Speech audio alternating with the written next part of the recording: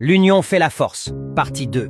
Il était une fois, dans un lointain village niché entre deux grandes montagnes, un peuple travailleur et pacifique appelé les Kamba. Ce village vivait de la terre et des rivières, mais ses habitants avaient une particularité.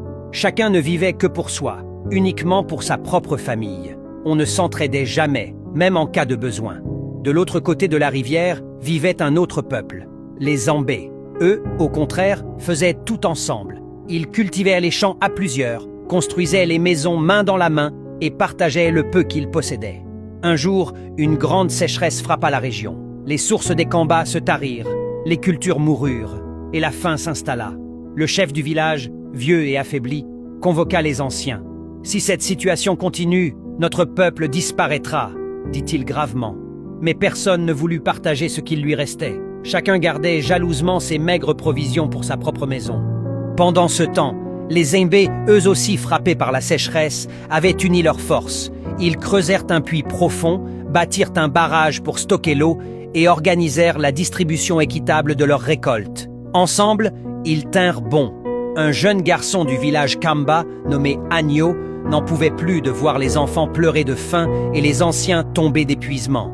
Un soir, il traversa la rivière à la nage pour aller demander de l'aide aux Zambés. Le chef Zambé l'accueillit avec bienveillance.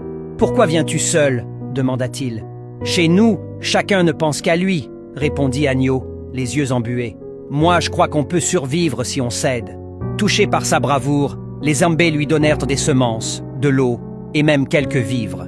Mais avant de le laisser partir, le chef lui dit « L'aide que nous t'offrons n'aura de sens que si tu parviens à changer le cœur de ton peuple.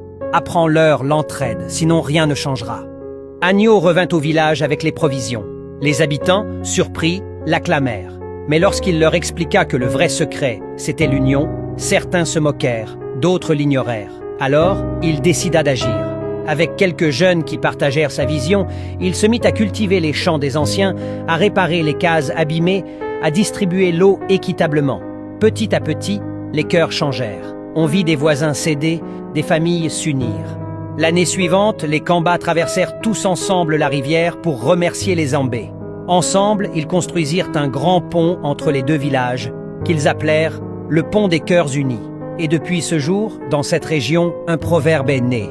Quand les mains s'unissent, la faim s'éloigne et la vie fleurit.